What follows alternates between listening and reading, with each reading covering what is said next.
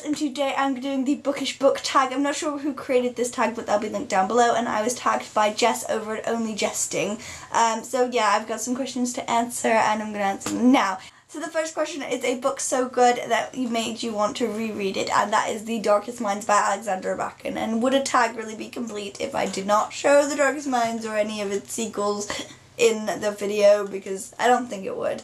So yeah, this one I reread it with Never Fade to read in the Afterlight, so I really love it. I would reread it again for the rest of my life. Next question is a book that you want to see as a movie, and for this one I've picked Daughter of Smoke and Bone by Laini Taylor. I think if they do this one well, it would be an amazing movie, but I'm sort of skeptical that they'd ever do it well, so I sort of don't want them to do it. But if they did it like perfect, like they did everything, unlimited budget, everything they had, I'd definitely love to see this one as a movie. The next question is a book that you wanted to throw at the wall, and for that one I've picked Allegiant. I think it's pretty obvious to anybody who's read this book why you would want to throw it at a wall. It's just so frustrating, the fact that Four has such a different characterization in this one than he does in the other two, and it's just really disappointing, and I just didn't like it at all, so yeah, this one. The next question is a book that you've had on your shelf for ages and really want to read but still haven't, and that is Grasshopper Jungle by Andrew Smith. I've had this on my shelf for about a year, I think, but I just haven't got around to it, and I don't know why. I read the first like 50 pages and really enjoyed it, but just put it down because I was in a reading slump and then never picked it back up again.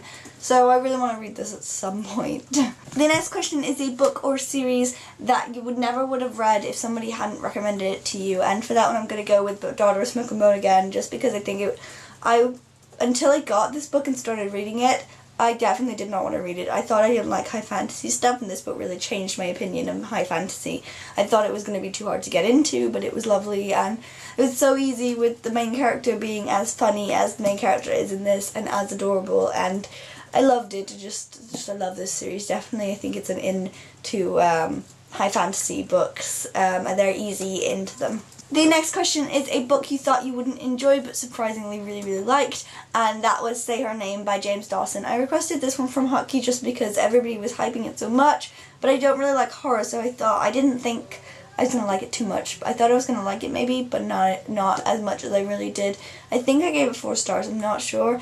But it was just so scary and so fun to scare myself with it. The next question is a book that you saw the movie of and that made you really want to read it because the movie was so good, and that was Perks of Being a Wallflower by Stephen Chbosky. Just because I watched the movie and it was so good and I didn't really know it was a book, and then I found out it was a book and read it, and it's just as good as the movie. I don't know which one I prefer really, because they're both really good. I think it accounts for the fact that Stephen Chbosky wrote the screenplay for the movie, so it's got the same tone and stuff as the book does, so I really like that. The next question is a book with the worst book to movie adaptation you've ever seen, and that is Percy Jackson and the Lightning Thief by Rick Riordan.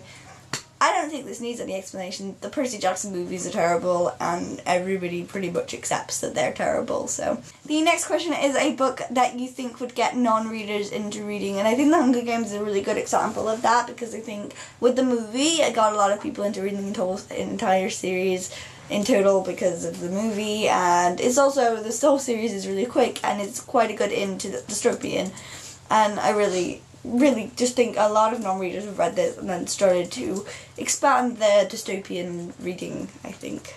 At least I hope so. And the last question is a book that you read because you saw a lot of good comments on YouTube, and firstly, most of the books I read because of good comments on YouTube, but I'm going to go with We Were Liars just because I had such a different experience with it than everybody else did, I think, because I just didn't really like it. That was the Bookish Book Tag, and I'm going to tag some people. I will tag them down below just because I can't think of anybody right now, but I will see you next time. Goodbye.